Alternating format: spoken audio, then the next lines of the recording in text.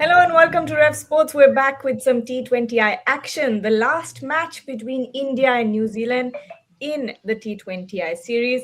Final dress rehearsal for the Indian team before they start their World Cup campaign. Now, joining me today is Ashok Nambudiri, Shaumik Chakrabarti, and Bharat Ramraj, who is in the city of Sanju Samson, Thiruvananthapuram. Bharat, I started off the last show by asking you, what's the mood like in Vishakhapatnam? And you said, it doesn't really compare to the time when I came here last time and Virat Kohli and Rohit Sharma were playing. Well, I'm not going to ask you the same question because we all know that fans are going crazy for Sanju. Yeah, Sanju Samson is definitely the king of Kerala. That is what I can say. At least going by what I've seen here, everyone. This is the one place I think where Virat Kohli gets, as far as fandom is concerned, gets beaten every single time. Because the number of fans that I see with Sanju Samson shirts, oh, it must be something like 100:1 or something on those lines. 100 shirts of Sanju Samson and one shot of maybe Virat Kohli or one shot of Rohit Sharma, one shot of Abhishek Sharma. So that tells everything you want to know. I had to maybe travel maybe 1.1 to 1.5 kilometers around that, at least 1 kilometer to get some internet because the kind of jam that is there in front of me around 800 meters, 900 meters away from me. There's huge jam even while coming down from taxi, coming down from my hotel. There's huge jam. I started at 300, 355 or something on the lines.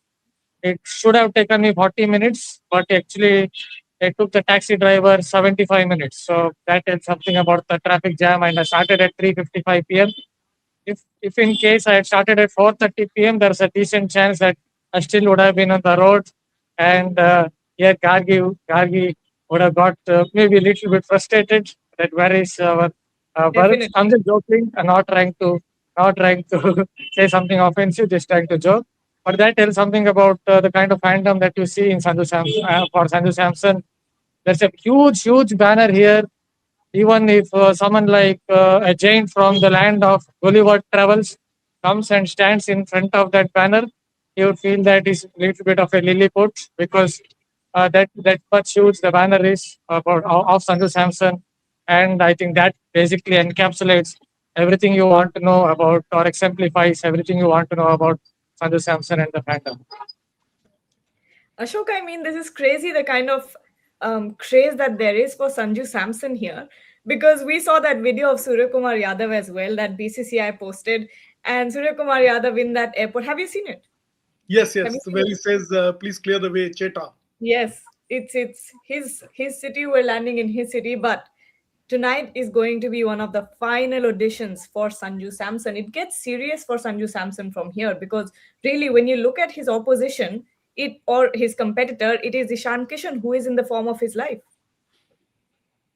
Absolutely, Gargi. I think the word you used is absolutely the right word. I was going to actually use it because I was thinking about it that it's not really the last match of a series. It's the audition, the first audition before the actual World Cup. And you're right. I mean, what better platform for Sanju Samson than to get the runs in his hometown in Thiruvananthapuram. I think with the support base that he has, with the fans cheering him on, it is the perfect location, perfect venue for him to come good. If you ask me from an audition perspective, India could experiment quite a bit, and that would be interesting to watch out for in terms of now. Given that we have accepted that there is this brand of fearless cricket that India is playing, what could be the experiments? And to my mind, three things come up. One is perhaps give Abhishek Sharma now a rest and let Ishan Kishan open along with Sanju Samson. What it does is to give Ishan Kishan some time out in the middle, test him out as an opener. Of course, we are expecting Sanju to come good with runs. That could be number one.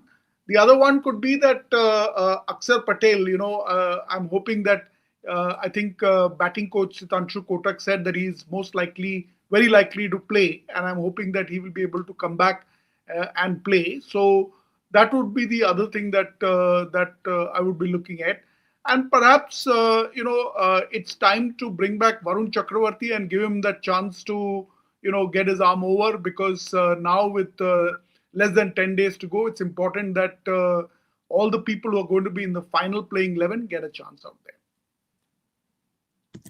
Shomik, it's as if we have been discussing about Sanju Samson for this entire series, because while Samson is an incredible talent, he has given results to Team India. But at this point, if you try to weigh the options, Ishan Kishan obviously gives India an even more edge. Imagine, Abhishek Sharma at the top, and then you have an Ishan Kishan as well, who's in red hot form at the moment.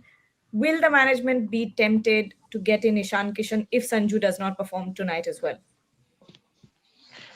Yeah, Gargi, Sanju Samson is on a bit of a slippery slope, but as Ashok said, that this is his best opportunity. This ground, he knows this ground like the back of his hand. And as I said during our 12 live also, he is universally loved in Kerala. It's unlike Srishant. Like Srishant, someone like Srishant, who divided opinion in Kerala, in his form. Somebody called him a bit little too arrogant, stuff like that. But Sanju Samson is universally loved. And going beyond cricket, he does a lot of charity work, building houses, funding to build houses at his native village, stuff like that. Catering to underprivileged. So he does a lot of charity work back home.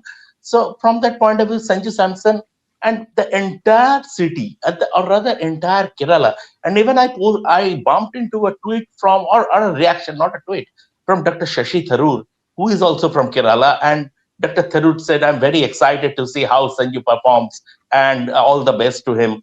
So you can understand, and this is his best opportunity. This is if he fails in this game also, I think the team management would be tempted to pair up Abhishek Sharma with Ishan Kishan. India will play one warm-up fixture against South Africa on 4th before the World Cup. Maybe, but let's see. We have to keep in mind that Sanju Samson and Abhishek Sharma are India's first choice opening pair. So if Sanju does well, that would be excellent news for the team. It will be excellent news for the team. But Bharat, do you think if Sanju comes good tonight, it will be enough for the management to say, okay, we'll pick him over Ishan Kishan? Yeah, I guess so. Even if it doesn't come good, I have a gut feeling, going as per the couple of press conferences that I attended. Although sometimes press conferences he didn't tell the truth, but it felt as if the management was backing him to the hilt. So even if he fails today, although the pressure will be immense on him or huge on him, I think they will still back him for a couple of games in a World Cup. But if he fails in a couple of games in the World Cup as well, then I think the pressure will be massive or huge on even the management. Just to add a caveat to it, yesterday Ishan Kishan, other than batting, he was also wicket keeping. I'm not trying to add anything different to it, but when he started to keep wickets, maybe if you started to wonder or speculate whether Ishan Kishan will could replace him today itself. I don't think it will happen. I think Sanju Samson will play. Having said that, Ishan Kishan definitely looked fit, both as while batting or for the matter while keeping. So he should, in that sense, he should also play. But yes, from Sanju Samson's point of view, hopefully he will fire today. He looked in good touch in the net session. I have to say that this is the best I've seen in terms of batting in the nets over the last 4 or 5 months, including the Asia Cup. I felt that there was no real issue with his downswing, or I didn't feel as if he had a massive trigger. He hit some powerful shots against sidearm throwers down the ground. But just that I hyped him so much, he might go and score a zero first ball against Matt Henry. Who knows? Wobble Delry might get bowled for zero. So that can definitely happen in sport. But I do feel that he looked in good touch in a net session. Hopefully, he can translate it into the middle. Ashok, there's a question here. Viraj More is asking, while our batting appears well settled, the pace department is worrying. There's no reliable backup for Arshdeep or Bumrah, and I'm not sure if Harshit is truly the third best T20 bowler we have. Heading into the World Cup, Ashok, looking at the performances in the past for T20Is against New Zealand. Are you worried about the bowling lineup? Two parts to that answer, Gargi. One, I would broadly agree that the batting is settled. Batting looks settled. There have been experiments which have worked very well. On the bowling front, perhaps it's a little undercooked. Just comparing it with the batting part of it. But I'm not worried. I mean, let me be very, very categorical on this one. I'm not worried. I think, first of all, Jasprit Bumrah, I think it was that third match where we saw him come and bowl that first ball. I think if there is one thing that inspires confidence, it's the way he bowled that delivery. And he's a bowler, a generational talent. He's an asset in any condition. He can come in and dislodge the competition. So the fact that he's looking good, I think, is promising from an India bowling perspective. Arshdeep can swing the ball both ways.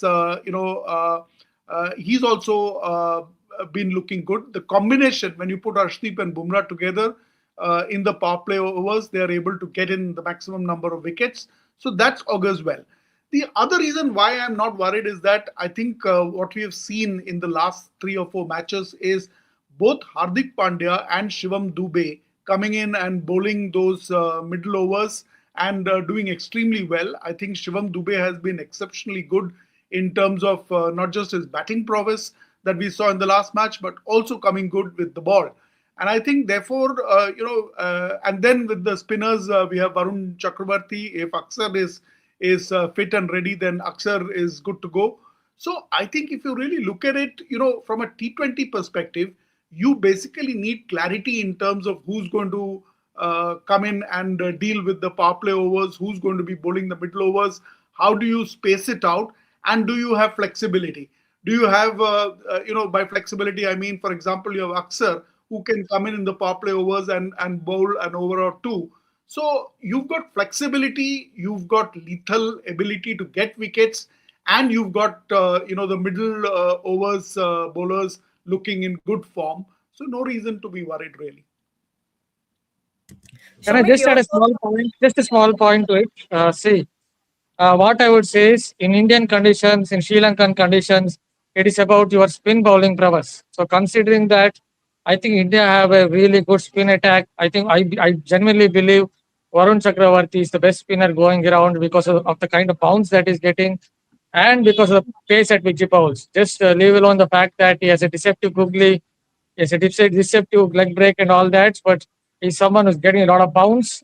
So Rashid Khan, I think, is the better spinner overall if you consider their careers. But currently, I believe Varun Chakravarti is the best spinner going around. And then you have someone like Akshar Patel, a very good defensive option. And Hardik Pandya definitely comes in as a second. If you want, so you can bowl a second seamer or third seamer. And then obviously Arshdeep and Bumrah. Basing on the fact that it will be mainly about spinners in Indian conditions, with Hardik Pandya doing the dual role of the second seamer or the third seamer, I think India's pace attack as well as the spin attack looks very good. It definitely does look very good, especially the spin department, Shomik here. There's also a question asking, will Kuldeep and Varun both play or fit in the playing 11? What are your thoughts about it? You already have an Akshar who will be a short starter, but apart from that, do you see Varun, Kuldeep and Akshar in the playing 11? Depending on conditions, Gargi. I mean, in Colombo, if the pitch is, or in Chennai, if the pitch is slow, low, and gripping, there could be a possibility. A lot will depend on the progress, or rather the news as regards Washington Sundar. It is expected that something will come to know by fourth, whether Washington Sundar would be fit for the World Cup or not. By fourth, we'll get to know, and we'll have to keep an eye on his replacement. It could well be Rian Parag. We never know. Ravi Vishna is already part of the squad. So everything combined, we have to keep that in mind. But overall, if Washington Sundar is fit, or if Washington Sundar is not fit and Rian Parag is brought in, I think that is your third spin bowling option, along with Varun Chakravarti and Akshar Patel. That is the template that India have followed over the last few months. I don't think, and you saw, I mean, There is a reason why Gautam Gambhir wants 8 batsmen in the squad, in the playing 11. Last time Surya said we did it purposely and we wanted to test ourselves. It didn't go well. It didn't matter. Also, these two matches are absolutely meaningless, inconsequential matches. But that template of playing 8 batsmen, that has served India brilliantly. And this is, and Gargi, you were talking about whether Sanju Samson's form or whether a bowler's form, whether a leaky Harshit Rana could spell trouble for India. See, India in T20 cricket is such a behemoth that if a player is not going through a purple patch, or if a player is struggling, we saw that with Surya Kumar Yadav for almost a year. India sort of carried Surya Kumar Yadav when he was scoring at an average of 14. So India in T20 cricket under Gautam Gambhir, they are a brilliant T20 team. Like they are an awfully bad test team under Gautam Gambhir. They are a brilliant T20 team, and they are such a behemoth. If one or two players are not performing collectively, they can overcome that. But back to your question, on good pitches, I don't see Kuldeep as the third spinner, or generally, unless the pitch is very slow, low, or gripping, I don't see Kuldeep coming in. Um, I think it would be Varun Chakravarti is one of the first names on the team sheet. Akshar Patel will also be there, and if Washington Sundar is fit, he or his replacement. That is the combination I think the team management would prefer. Ashok, keeping on the topic of the bowlers, are you concerned about Kuldeep Yadav a little bit? He's been off his color recently, but your thoughts? Yeah, I think in the last couple of matches, if you noticed, Captain Surya Kumar Yadav spent a lot of time with him. I think I would agree with Shamik that in terms of the first picks, I think he's outlined them quite well, and I would agree with that. In terms of depending on conditions, there could be situations where you could play Kuldeep, but if you ask me, is he hitting that purple patch? Not yet. Absolutely. Bharat, there are a lot of people asking about the conditions over there. What is the pitch looking like? Will there be dew in the second innings? How much effect will it have on the game? Yeah, from maybe a distance, one felt that there was no real grass. Obviously, you don't expect any kind of grass in T20 cricket. Yes, maybe there could be a little bit of dry grass just to ensure that the pitch will hold together over 2 innings. And I think it should be good pitch for batting. That's what I would say. It's not really a big ground as such either. And it felt like it would be a good pitch for batting because, as I noted, there's no real grass out there, and there could be a little bit of dew in the second innings, and that could help the second batting team that is chosen to bowl first. That team could do well in these conditions because there has been a lot of humidity here. Even today, the humidity is very much, at least quite high. So considering that you expect a little bit of dew coming into play somewhere later on in the day, hopefully it will be after 9:30, 10 or on those lines, then I think the match won't be affected. But if the dew comes into play somewhere around 8 o'clock, 8:30, then definitely the team that chooses to bowl first, I think it would favor that batting side, that side. On the conditions, Gargi, I can tell you that at least looking at the visuals that I just saw in those giant cutouts that Bharat was talking about of Sanju Samson, I think you can't talk of the conditions without talking about the fans and the kind of reception that Sanju Samson will get. I think the tailwinds that he will get as a result of that fan base that he has there. It is akin and in one interview, he's actually likened himself to Mohanlal, the superstar from Malayalam cinema. And the reason why Mohanlal is popular is that in the initial years, he was, the boy next door, the elder brother, the common man, the underdog, who went on to reach superstardom. And if you look at, the cricketers who have come from Kerala, if you look at the likes of Tinu Yohanan or Raifi Gomez, or Srishant, Srishant was more flamboyant. The differentiation with Sanju is that he is the underdog, the common man who's made it big, and therefore the kind of upsurge that will be there in terms of support will be huge. So I think we must talk about that in terms of conditions as well. 100%. There'll be, I don't know. I mean, I've never played cricket in front of so many people, but I'm sure it must be, there must be a lot of pressure on Sanju as well. Yes, there are athletes who are able to take the crowd support as encouragement, as motivation, but I'm sure there must be a lot of pressure as well. Yes, Shankar. Gargi, if you are playing for India, there will be pressure. And if you cannot handle pressure, then don't play for India. I mean, see, it is very simple. If you are playing for India, you will have pressure. Just consider that. Just consider that Misbah Hawk catch against Jaginder Sharma's delivery at the final of the inaugural World Cup. Srishant, when he placed himself underneath that ball, he was alone. He was alone. It is a team sport, but he was alone at that particular time. He was alone. Imagine if you would have dropped that catch, what would have happened? Maybe IPL even wouldn't have happened. Maybe even IPL wouldn't have happened. You never know. So cricket, when you are playing for India, it will always be a huge pressure. And Sanju Samson can handle pressure. That is why he is in the Indian team and he has performed. It's not that he hasn't performed. Now that he is going through a slump, and India have adequate replacement, adequate backup in an informed Ishan Kishan. If Sanju Samson scores runs, great. If he doesn't, then you have someone like Ishan Kishan who can be an impact batsman, who can be an enforcer at the top. So, I mean, this team have all the bases covered.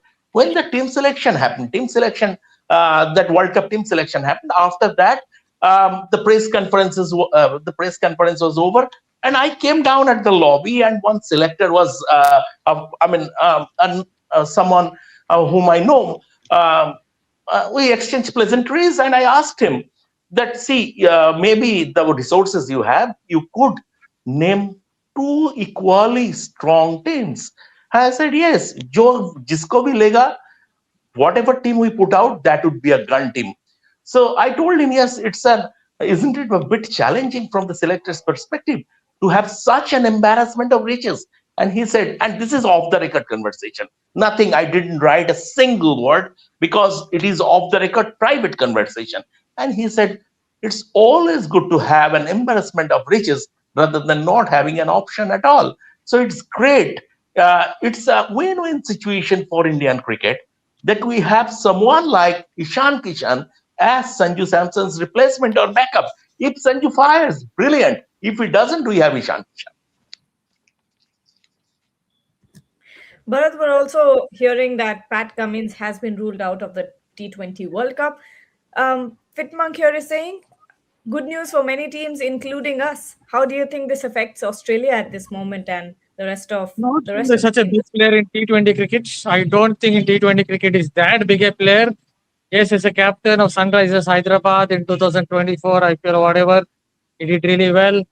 But as a package, I think Australia in T20 cricket can still replace him as a bowler. Though I'm not very sure about Ben Dwarcy.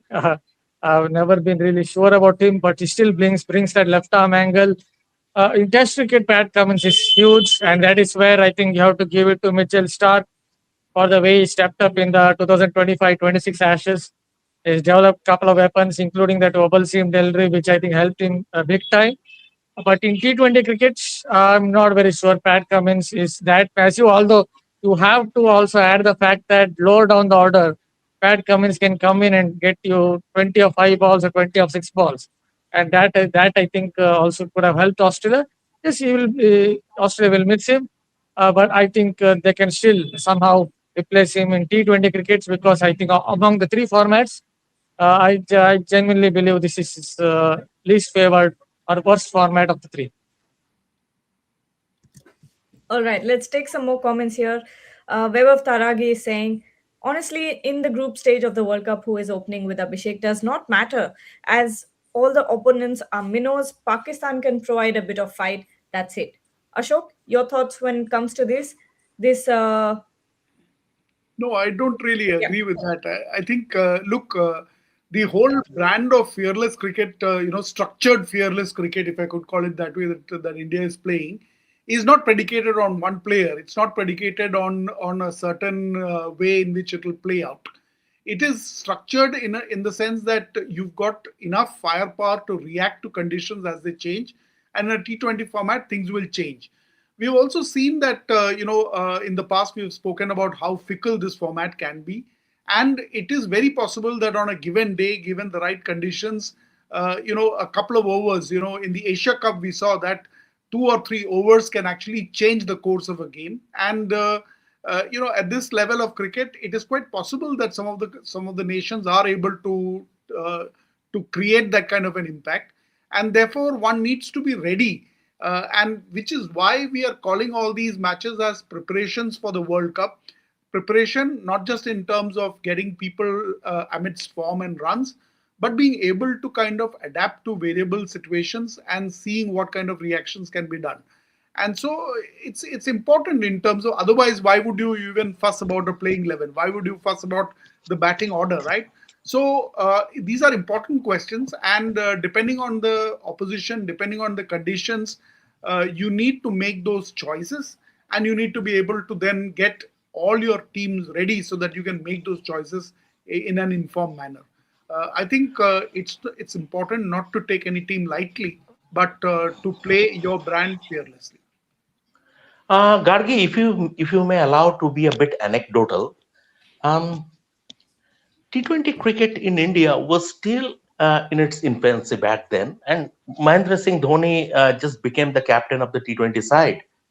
And I think before a game or after a game, a few of us reporters were having a conversation with Dhoni regarding T20 cricket and how it will shape up. And Dhoni was one of the early birds in Indian cricket who captured the pulse of this format better than the rest. Dhoni was one of those cricketers. And Dhoni said, look, what? You don't compare this brand, although it's still white ball cricket, you don't compare this variety with 50 over cricket, because 50 over cricket you measure in the number of overs. You say this is the slog overs, after 40 overs, the slog over starts. This is your consolidation period. This is the first 15 overs, first 10 overs when the fielders, only two fielders are allowed outside the circle. Then you can go over the top. Here you here you capture this format, here you judge this format in terms of balls. Things can change within 4 balls. Th- just a 3 dot balls on the row, and things can change. Like Ashok said, it's a very fickle format. I mean, just a couple of wickets, things can change, or back-to-back sixes, just 2 balls, things can change. In this format, history means nothing. Forget about India have won now 9 bilateral T20I series on the spin since the 2024 World Cup. And they have also won the Asia Cup. Just forget about that. When India will go into this World Cup, they will live by the moment.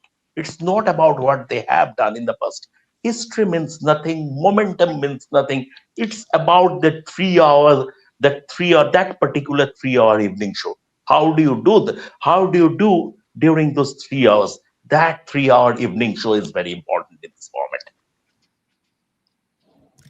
Yep, and from what I've seen on the internet, on Twitter, not only are there huge hoardings of Sanju Samson, but of MS Dhoni as well, if I'm not wrong. Bharat, have you seen it? There's some problem with my mic. Anyway, MS Dhoni also definitely a banner is there, huge banner as well, alongside Sanju Samson's banner. And you get a lot of fans in south of India, MS Dhoni's fans because of Chennai Super Kings. I'm not saying Bangalore fans are MS Dhoni's fans, but if you come down to Kerala, if you come down to Tamil Nadu, you'll see a lot of fans of MS Dhoni. I think he's someone he has universal appeal, not just in Kerala or somewhere in South India. I think right down everywhere in India, I think MS Dhoni is very, very popular.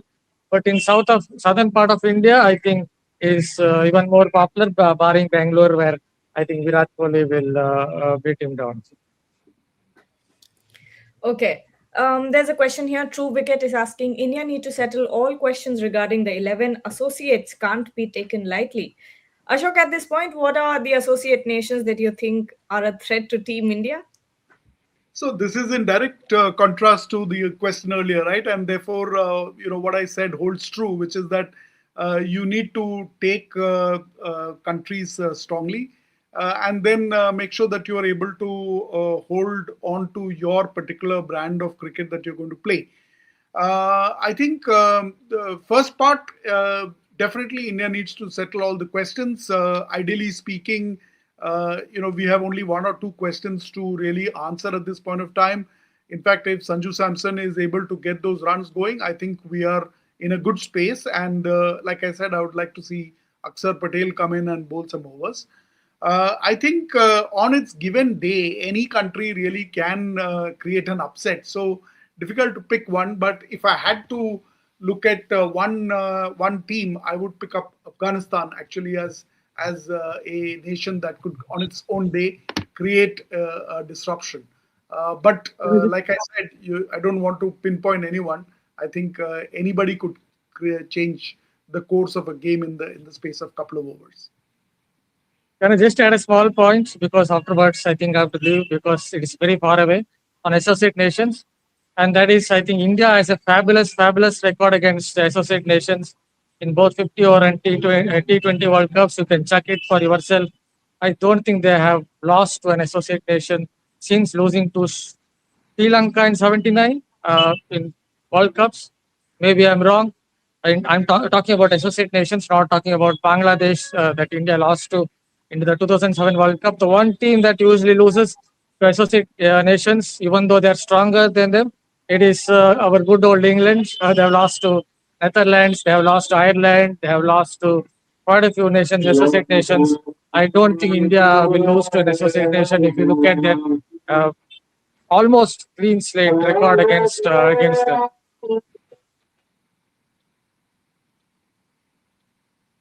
Oh, oops, I'm on mute. Sorry. I was just looking at the toss result. It seems like, just give me a second. Where is it gone? Nothing on. Okay, India has won the toss and opted to bat first. So that's a first here in this series. India has won all of the tosses, haven't they? I think India has won. Huh? I think they lost one, and now they have won 4 and lost one. Yeah, that is incredible numbers from Team India. I don't think we've ever seen this in the history of the Indian cricket team. But what does this mean? Does it mean that the law of averages will strike in the World Cup? And again, it doesn't really matter, Gargi. I mean, this team is so strong. This Indian T20 side is so strong. They can make the pitch and the toss factors redundant. They are so strong. As I always maintain this. India are a brilliant, fabulous T20I side under Gautam Gambhir, and an awfully bad side in Test cricket under Gautam Gambhir. Okay, so we have the playing 11 as well. It's Abhishek Sharma and Sanju Samson starting things off. Ishan Kishan at number 3, he's back. He's absolutely fine. Him not being in the last game was precautionary. At number 4, Surya Kumar Yadav, Rinku Singh, Hardik Pandya, Shivam Dubey, Akshar Patel, Arshdeep Singh, Varun Chakravarti, and Jasprit Bumrah. So the last time around, ridiculous. This is absolutely ridiculous. They are still playing Jasprit Bumrah. Why? What is the logic? What is the reason? Why Jasprit Bumrah? You have what? This is a dead rubber. Nothing to play for. This guy. The only thing of interest is whether Sanju Samson can score runs, and you are playing Jasprit Bumrah. Jasprit Bumrah is not someone who needs overs under his belt to be at his peak. He's a genius, and he's one of a kind. If he can, even after we saw that in the England series also, he can come back from a longish layoff and hit the ground running. He has that ability. Why on earth are they playing Jasprit Bumrah? It is, I mean, this beggars belief, this defies logic, and I don't need to say more. Who would you rather have in the playing 11? Anybody else except Jasprit Bumrah. Why are you playing your best bowler? You never know. Given his injury record, fingers crossed, if something happens, even if it's a niggle, Bumrah is 32 years old. Given his injury record, it might take, for a 24-year-old, it might take 6 days to recover. For Bumrah, given his body, it might take 12 days to recover. It might take just double. So why are you taking chances with your greatest match winner? Ashok, what are your reactions to the playing 11? I think pretty expected, but I really wanted to see Shreyas Iyer in the mix, maybe just to try him out ahead of the World Cup. I agree. In fact, the idea could have been to give him a little bit of a chance and, create a kind of opportunity where if conditions are there or if there are injuries, he could actually find his way in, and therefore important for him to get some chance sometime out in the middle. But Gargi, I'm looking at the New Zealand 11, and one of the things that I had thought about was that Finn Allen will finally get a chance. He was looking good in the BBL. I think he's scored an average of about a strike rate of about 184, if I'm not wrong, and he's found a place incidentally. So I think New Zealand is really coming back to their strongest 11. I think Finn Allen comes in for Devon Conway. Jacobs is in for Chapman, and Kyle Jamieson is back in. Lockie Ferguson comes back. Matt Henry is being held out as a precautionary move. So I think, notwithstanding what Shamik's reaction to Bumrah was, I think this comes closest to India's strongest playing 11, most likely, except Ishan Kishan being the question mark when Tilak Verma is back, versus New Zealand in this 5-match series at their best. So the match, to my mind, becomes interesting from that perspective. Definitely does. Okay, let's take final couple of questions and then we can close the show. Apart from, I was just looking at the playing 11 again. We have pretty much, this was a very expected playing 11. Nashili is saying, but Shomik Da, injuries can happen in the World Cup game as well. As far as Shreyas, I believe the team isn't considering him to get into the squad even if someone gets injured.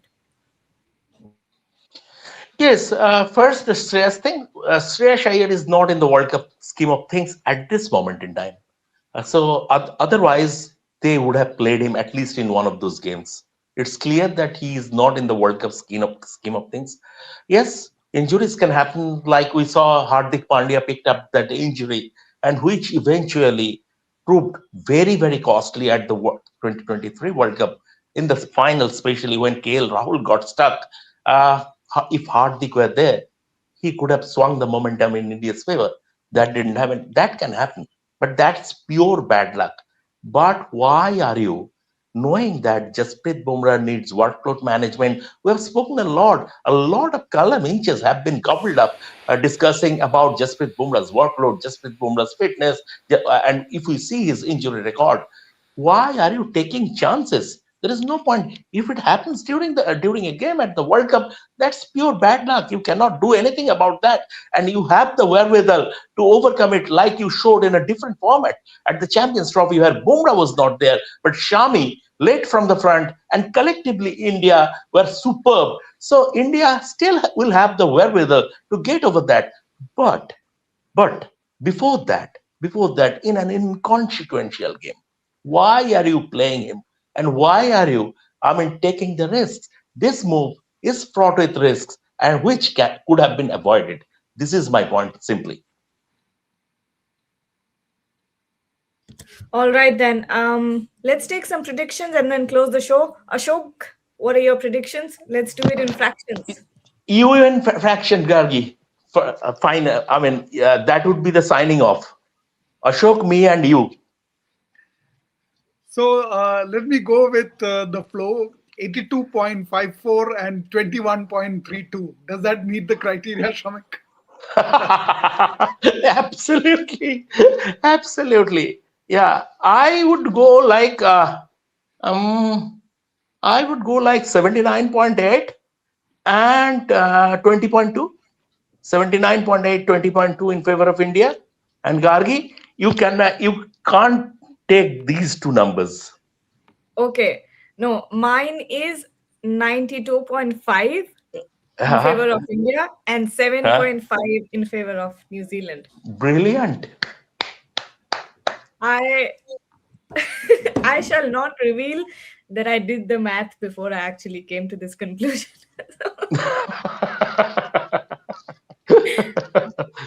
All right then. On that note, unanimously we have predicted that India will be winning the game tonight by a different fraction, of course. But we'll be back at the end of the game. Don't forget to join us then. Thank you so much, Ashok and Shomik, for joining, and to Bharat as well, who is now back inside the stadium and will be, bringing you the updates right after the match has ended. So thank you. We'll be